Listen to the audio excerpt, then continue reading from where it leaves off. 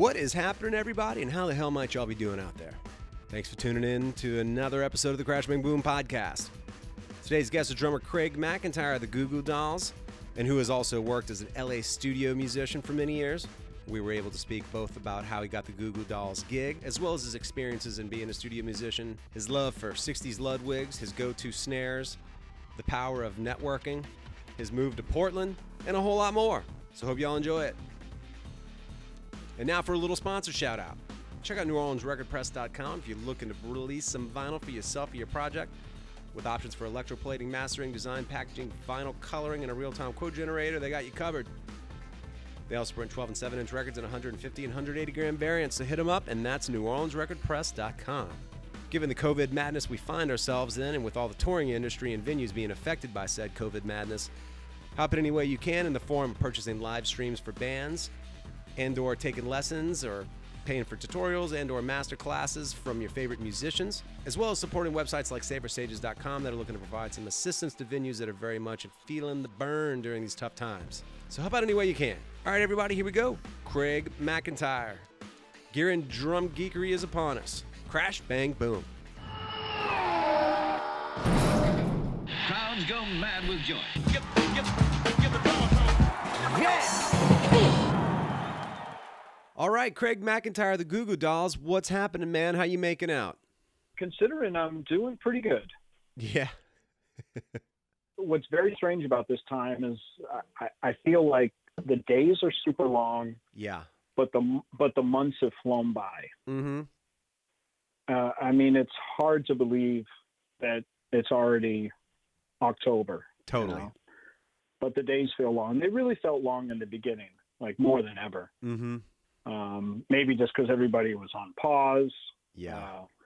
Work had gone away, and you know, it was the first week when it got real was a couple sleepless nights. You know, like Yeah. What is going on? Absolutely.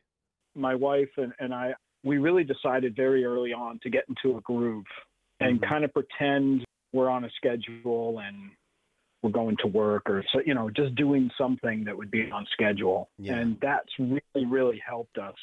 We don't have kids, so people with kids, you know, obviously have a schedule no matter what. Yeah. But, you know, we want to make sure that we weren't just going to sleep in and, you know, think of it as a unwanted vacation kind of thing.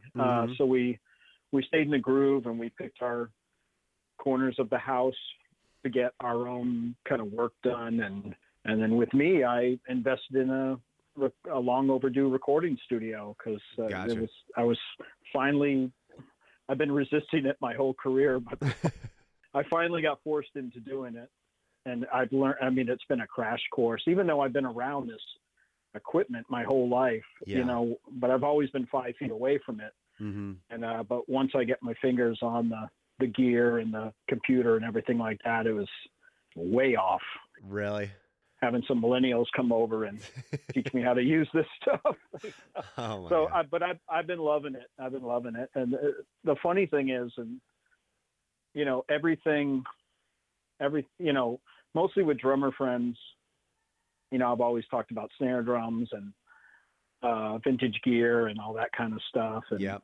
what kind of heads. And then as soon as you invest in recording gear, that's all you're talking about with those same friends. So, you know, said, remember we used to talk about, you know, Ludwig Black Beauties, you know, now we're going to talk about ribbon mics, you know, but and it's true. I mean, it just takes over that same passion you had for the drums. And I think the recording thing my whole life is just, you know, I started at a time when it was going from ADATs into Digital Performer, into Pro Tools. And I just saw the gear changing so rapidly, and such a money pit I would witness, and everything always crashing and breaking down.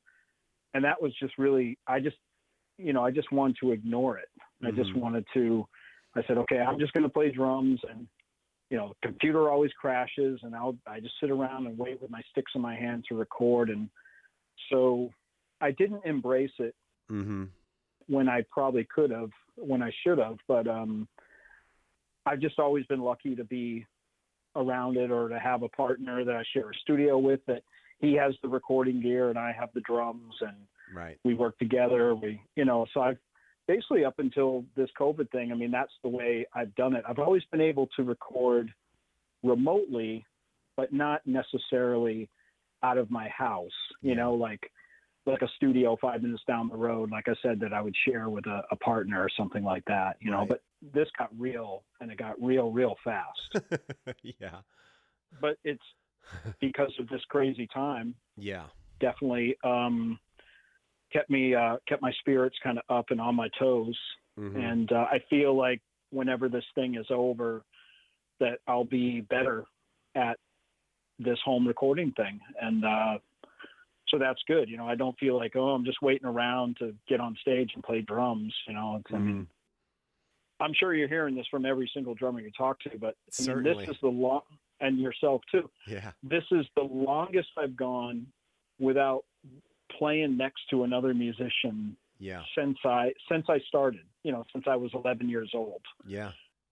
I've never been somebody to, and I mean, when I was really young, when I was like 11, I would play by myself to records in my room, right. 12 hours a day. Mm-hmm. That's how I learned. And then as soon as I met a guitar player in my neighborhood, I've always learned how to play in an ensemble situation with right. a band.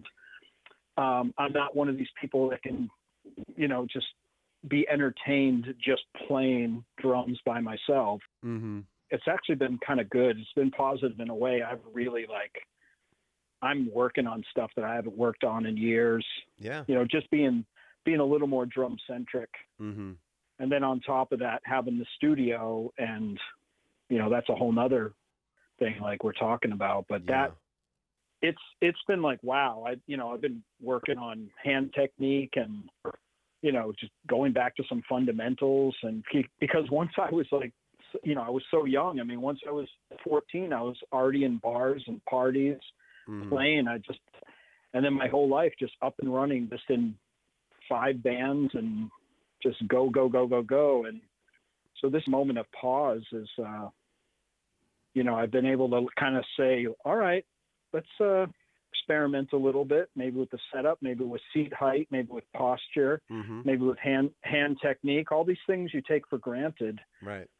I'm one of those kind of drummers that, like, I got a really good ear, I got good instincts, but then like every 5 years I hit a brick wall. Yeah. And I'm like, oh, okay, all right. These are the things that, because I skipped college and stuff like that, these are the things I got to go back and maybe take some lessons with, or, and I love it, running into those brick walls and picking up on my fundamentals again. So this has been a great time. I really committed, especially in the first couple of months, before I had all my studio gear, but I was on my practice pad. I committed to a certain time. I was watching YouTube videos of guys just saying, work on your weak left hand, and sit there and do a 20-minute exercise on that. I never did that in my life. Really? Wow. So, yeah. So it's great, I mean, it's great to go over that stuff, and I'm not on, I don't have a gig to rush to. I don't have, I'm not traveling. I'm not fatigued. I can just be like, wow, this is amazing, so yeah. I've made the best of this time as hard as it is, Totally. Well, at least you've made the beneficial turn for both working on everything from sounds like ergonomics to hand technique. And then on top of that, you have the added incentive of playing and recording and trying to work your way through that. So that gives you additional incentive to be sitting down and getting into a regimen. So sounds like you're doing the right thing. Yeah, it's been great. Yeah. And just having that recording gear there, it's like, oh, how does this sound? How do, just, all these things that I know, but when you're really doing it yourself and you're the one that has to figure out how to soundproof this corner, when you're listening to your overheads and you're like, oh, okay, I have to bring up the EQ way too much because where the overheads are and I don't have enough sound baffling there. It's picking up too much plaster and, all the reasons I never wanted to have a home studio, because I know I used to listen to, some recordings and go like, yeah, I can tell that guy's in his bedroom. Mm-hmm. The drums sound like they're in the, I can hear the plaster. I can hear that limited sound, So, where I live now, I actually have like a finished basement, and it's got some, not too high, but they're vaulted ceilings. And there's actually like kind of a nice decay in my basement that I never, I was in Los Angeles for 15 years, but they don't have basements in LA because of the earthquake. So the only way I could have had a home studio there is if I spent 20 grand and soundproofed the garage.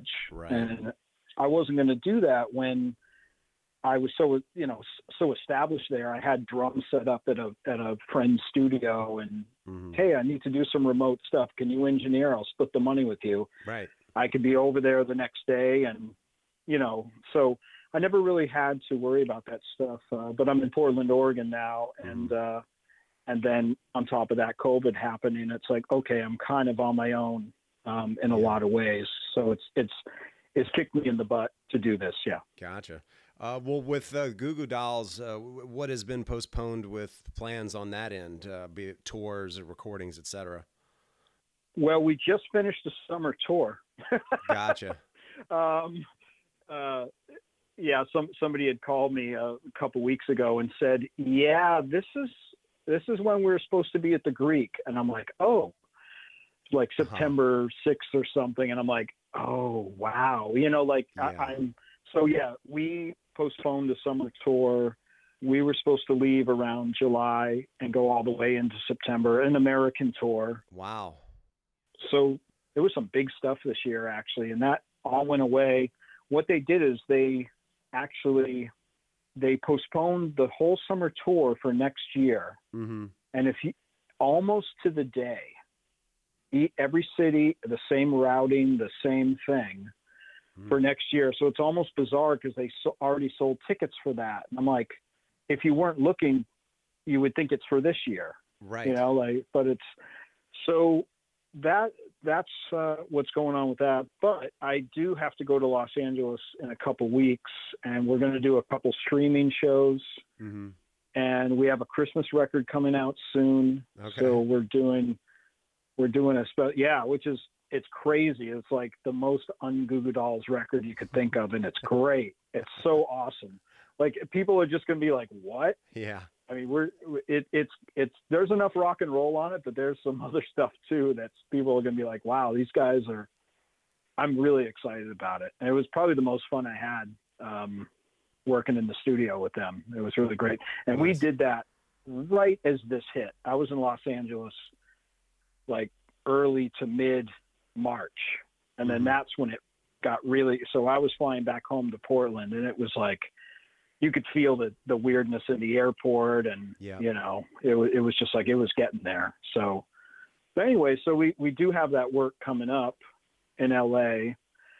We'll be doing a streaming show, like promoting the Christmas record. I think we're doing something for CNN and some of the talk shows. We're going to be in a facility that we can pre-tape a lot of this stuff, then send it around for the promo. And Warner Brothers is really excited about this Christmas record, and maybe because Michael Bublé didn't do anything this year, I don't know. Yeah, right. But so it's kind of uncharted territory for the band, and everybody's really excited. And the singer John, just like, I mean, he took it up a notch. Unbelievable, like how he tackled some of these songs that are out of his wheelhouse. And so people are going to be surprised. I hope it catches on. Yeah.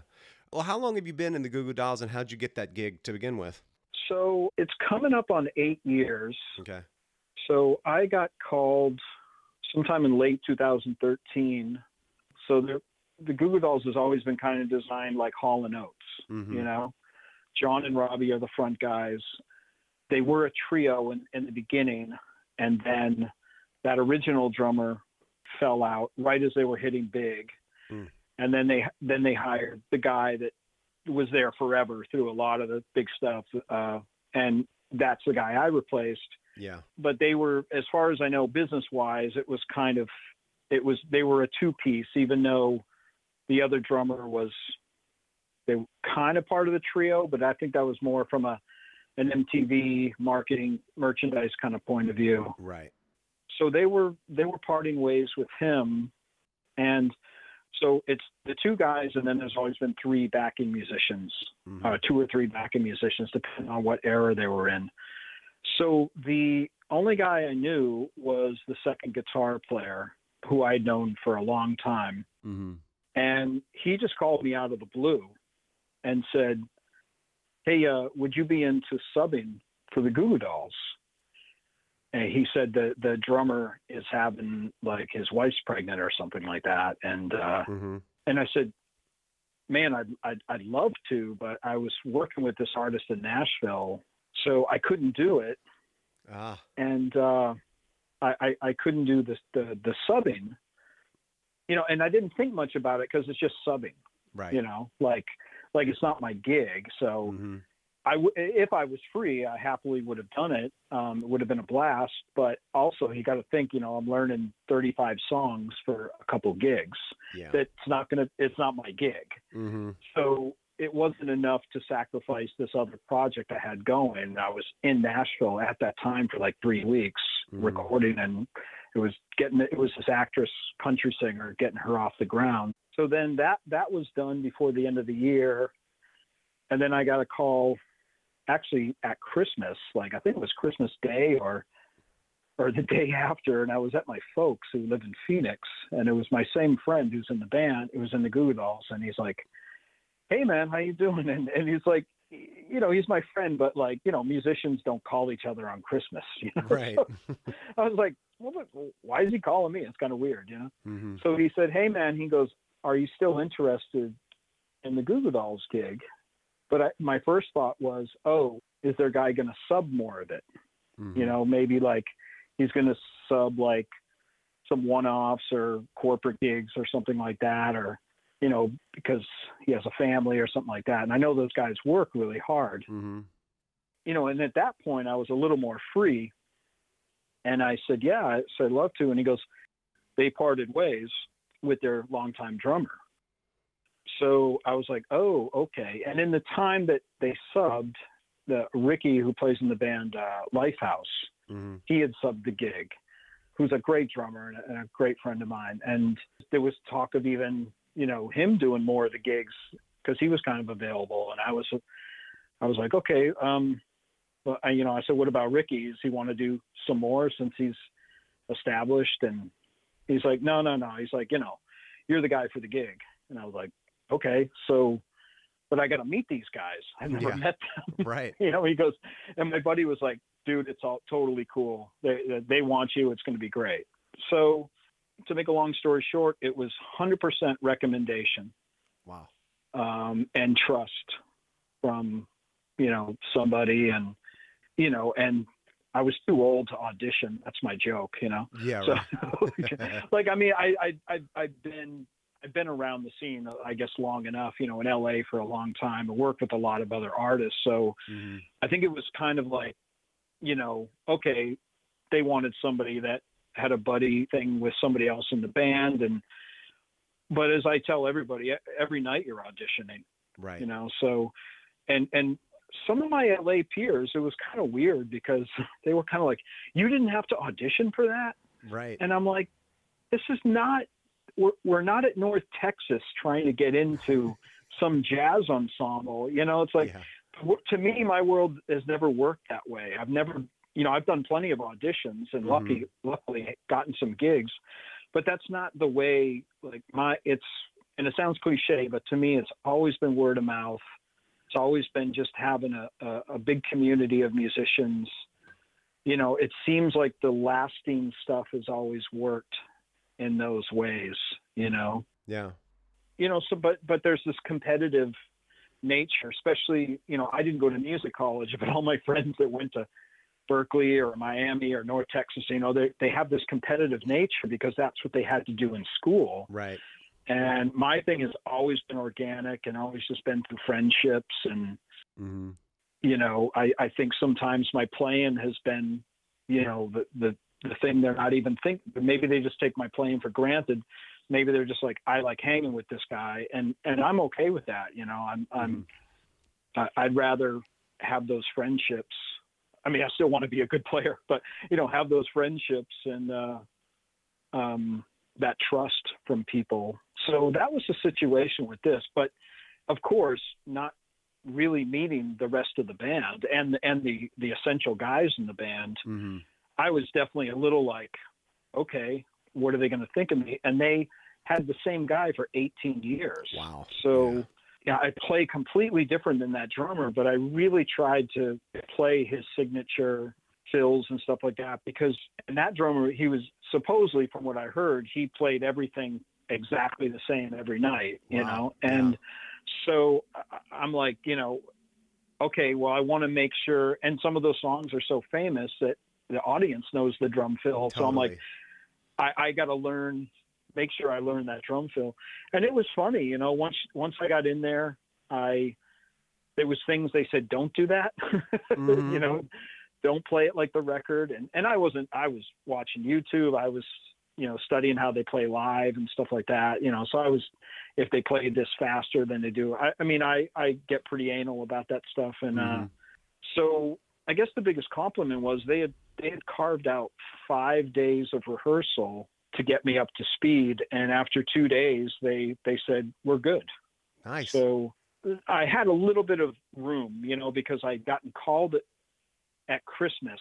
So there was that dead space there. Mm-hmm. And we didn't get together till like the middle of January.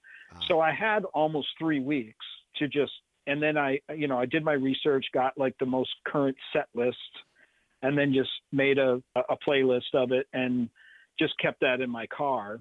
Yeah. And there was I had everything down by memory.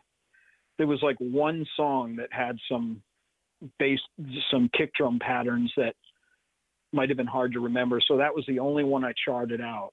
Right. And everything else was done by memory. So I had the time. I wanted to make it, because they had been with the same drummer for so long. I know it was going to be different. I can't play like another guy, but I wanted it to be seamless.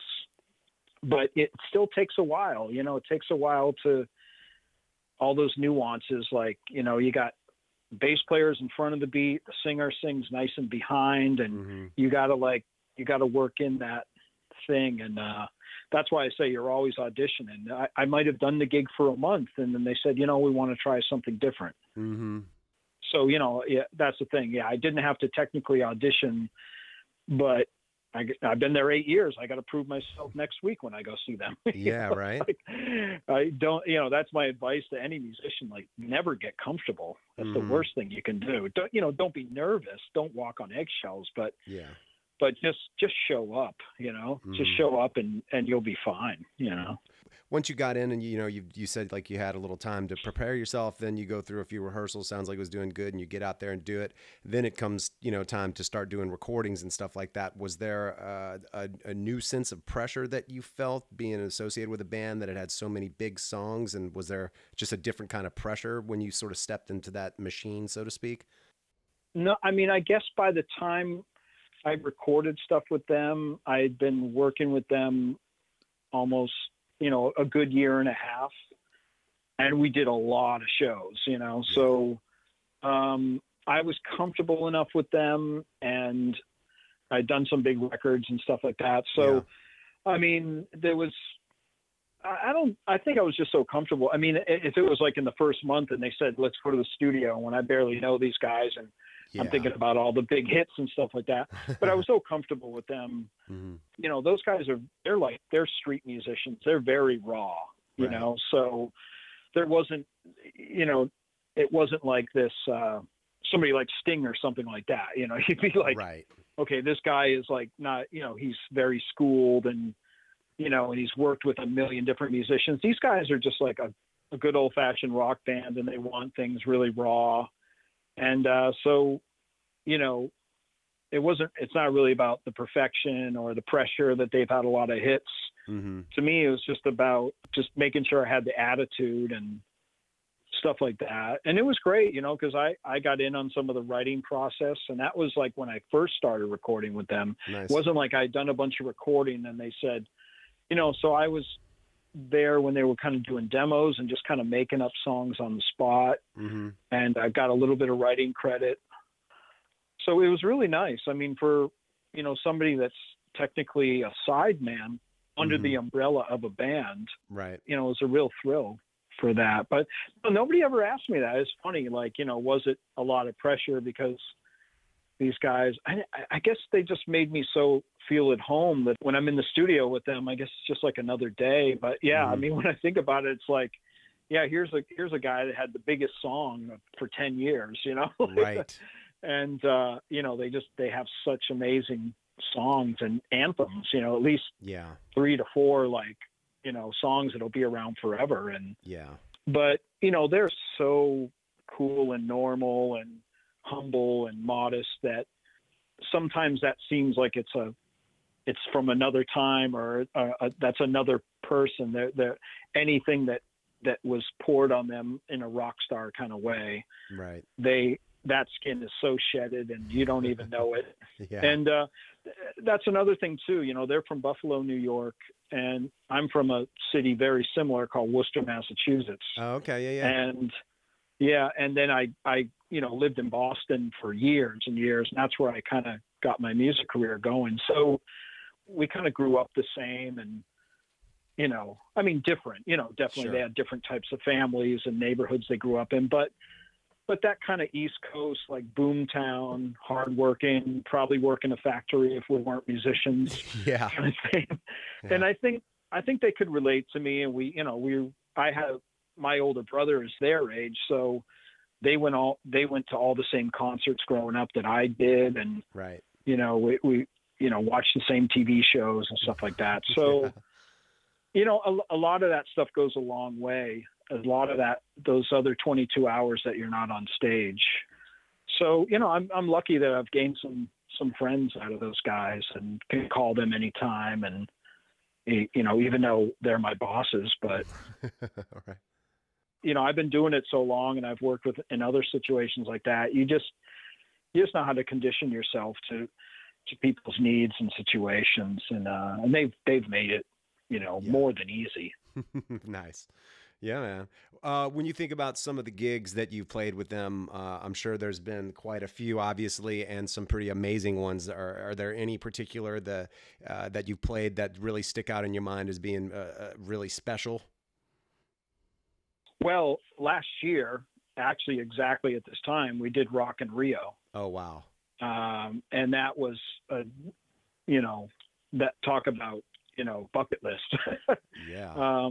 That was amazing. And there was, you know, Dave Matthews on the bill, the Foo Fighters. I mean, just, you know, Weezer. It was absolutely incredible. Wow. How many people go to those things? That one was like 120, I think. 120,000 people? Yeah. Wow. And we, you know, we had a nighttime slot. You know, we were on at like 8 or 9 o'clock and prime time. And it was unbelievable, you know, especially when you play those big hits, you know, like Iris and stuff like that. You're just like, wow, you know, with those worldwide hits. But, you know, I remember one of my first VHS tapes was Queen, Rock in Rio. They were the first ones to do it, like in 85. And, you know, so you're just, you know, I get very sentimental because I grew up a very arena concert kid. You know, I saw Queen when I was 8 years old, you know, like, you know, I saw everything. I saw Rush in their heyday. I saw Cheap Trick and when they were playing stadiums. I saw, you know, like and then I saw literally hundreds of concerts. I was very lucky to have a lot of access, knew people that worked in these theaters and arenas where I grew up. And I was just, that was my education. That was my Berkeley, you know. It was like, hey, who's playing down the street tonight? Oh, Springsteen or REM, or, you know, like, oh, we can get in, we can sneak in through the back. I mean, I got this incredible education. So I have a lot of great memories of the specialty of a big show and stuff like that. Like when we play Red Rocks or something like that, you know, you can't help but think of U2 at Red Rocks, the MTV concert. And, you know, so I get a little geeky with that stuff. And it just kind of tickles your your ambitions of like, yeah, this is why I do this. This is why I want to do this. So Totally. they're little victories that you can enjoy. So yeah, that rock and reel was really special. And then like a Red Rocks is always like a thrill. Luckily, we've done it a handful of times, and I've done it with like 3 other artists too. That's awesome. Yeah, so great. The Greek Theater is always a thrill in LA. Wow. I've been lucky to play a few of them. You know, there's definitely some more. I'd love to play Royal Albert Hall. That would be amazing. Yeah, right. Seriously. I think I'm too loud to play in Carnegie Hall. But, yeah, maybe so. Huh?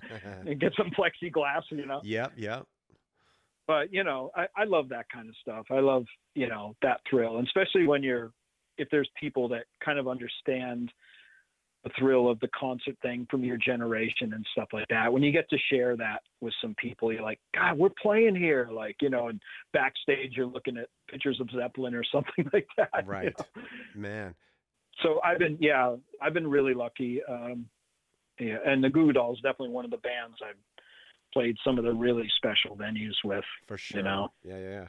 When you think back on those early gigs that you were seeing, and it sounds like you were going to see all kinds of bands, is there any particular one that, again, that you kind of hold in an especially special place, and or where there was a sort of light bulb moment where you really wanted to become a drummer and pursue it more so, maybe even from seeing one of those shows? Like I said, the first concert I saw was Queen. So I was 8 years old. Wow. Thin Lizzy opened up. Awesome. But that was my first time seeing live music. I mean, that was the first live music I ever saw was some sirens going on the top of some Marshall stacks and Thin Lizzy coming out doing Jailbreak. Wow. You know, that was I saw that before I saw the Nutcracker. You know what I mean? Like that was like my first like live, like I'm like, what? You know, and then Queen came out, but this was kind of before I played drums. Like I would beat on a snare at home in boxes, and like I didn't know how the drum set was set up. I didn't know what the feet did. So I would say that Queen concert was like, I don't think I sat there and said, that's what I want to do. But Roger Taylor from Queen was definitely my first, like, you know, he was my James Dean of music, you know, like I was like, I couldn't take my eyes off him, even though he had the greatest front man in the world running around. But I was like, that's so cool. You know, he was just like everything about him. And and I follow him on Instagram now. How cool is that? I know, right? But it's like, it's so weird. But it wasn't really until like the early 80s when I was, you know, really playing for real and had a real drum set at home. And then I started seeing stuff that seemed a little more attainable.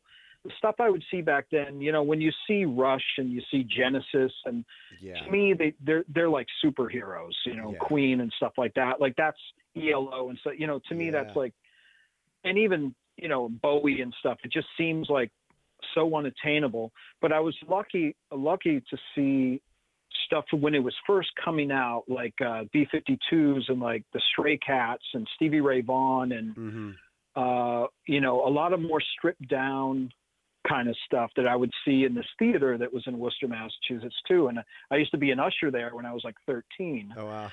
And I would get to see all these shows like Adam and the Ants. And, and then one of the bands I was playing in was really into like the Clash and more punk stuff. And yeah, I wouldn't say it's easier to play by any means, but it wasn't Genesis, you know, it wasn't, even though I worship that stuff and and I love Neil Peart and stuff like that. But so that all seemed like so big and larger than life. And then like, you know, one night I'm watching Rush, and then like in the arena, and then my friends were like, let's go over to the theater, which was called EM Lowe's, which is now called the Palladium in Worcester, which a lot of metal bands play there now and stuff.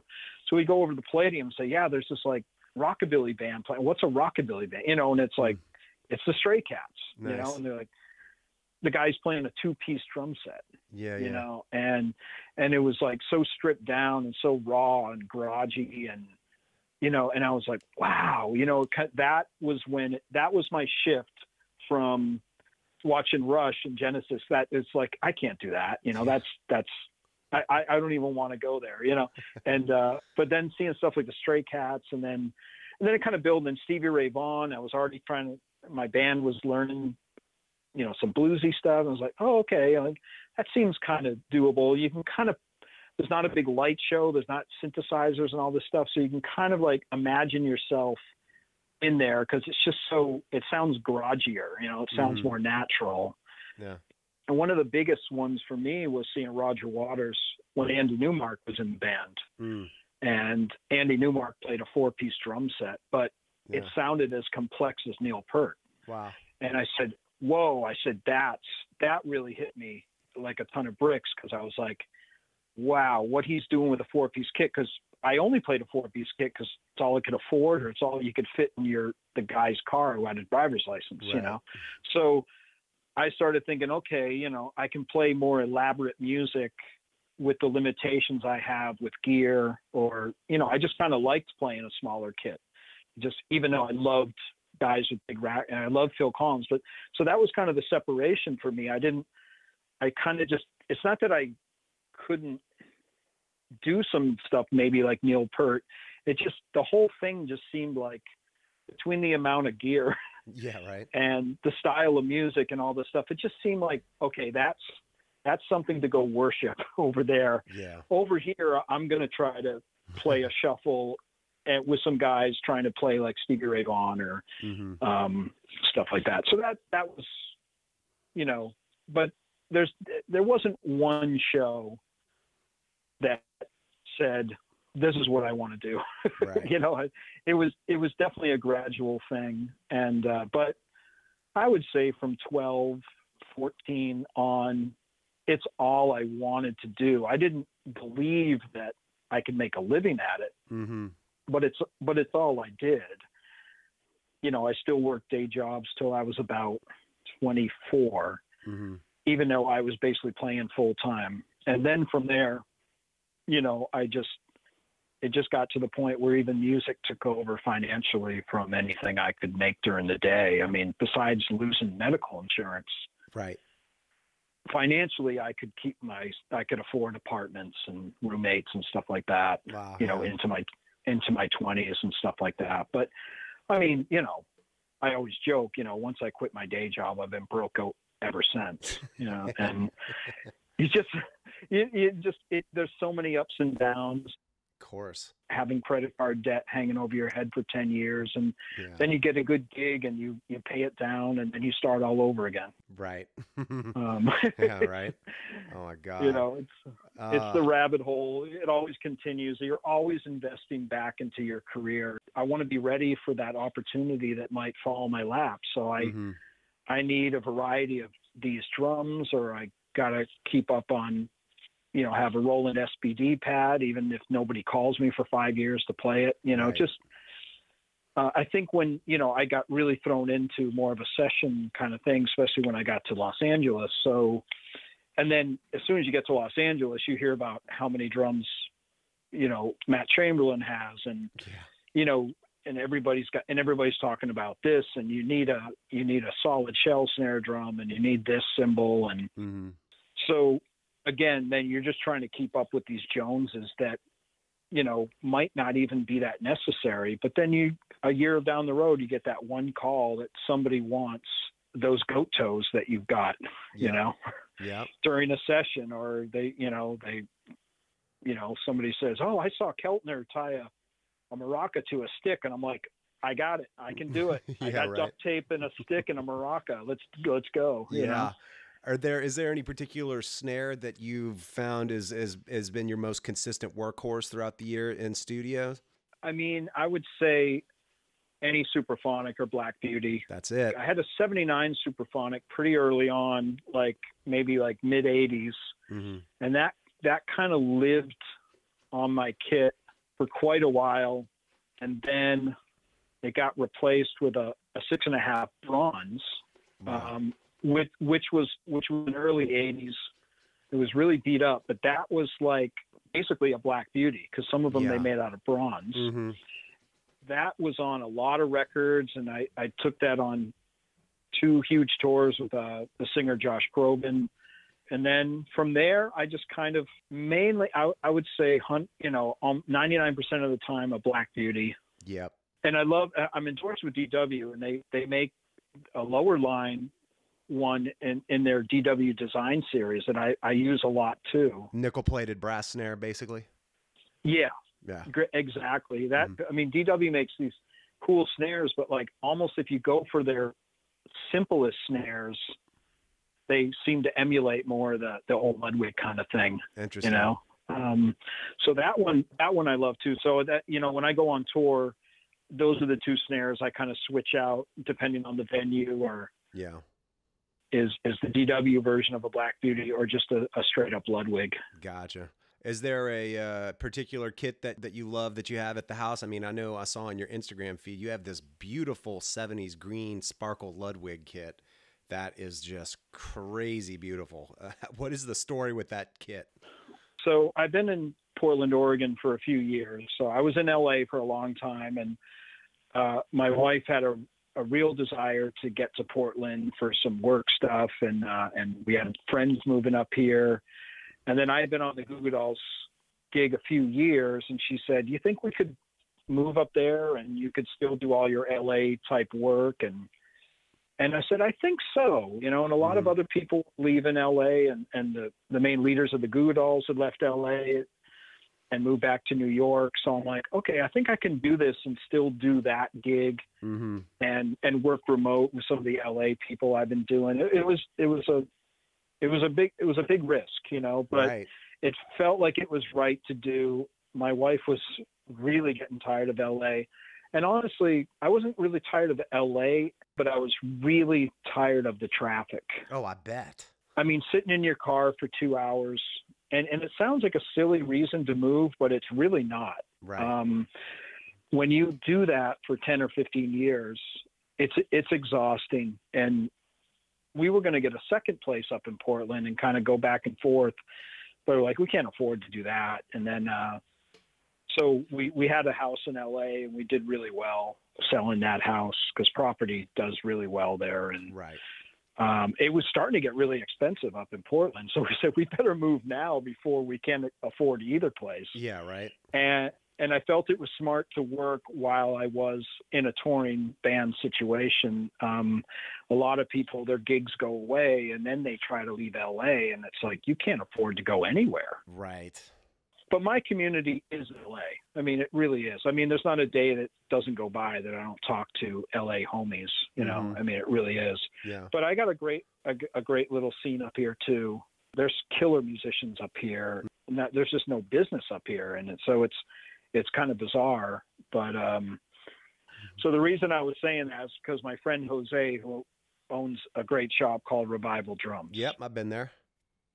Okay, and I've known Jose way back when I first moved to LA. So he was, you know, I stayed at his house when I was shopping for houses up here and stuff like that. So we're really tight, and that store and his employees there have just like my community up here, and it's been great to kind of have that drum geekness of myself to exist up here, which is really great. Like that's, I mean, I probably go there 3 times a week, just for my sanity. And it kind of reminds me of being in LA when I got a lot of, you know, drummer friend, Jason Sutter, David Elich, all these people, like, you know, these are like people I would just hang out, go have coffee with all the time. So I have a great community like that up here too, which is awesome. So that green Ludwig came into the store, and it was a 1970 olive badge, pretty much a dream kit. Yeah. I don't have it anymore. Oh. There's 2 things. It just didn't sound as great as it looked. Wow. I don't know why. Yeah.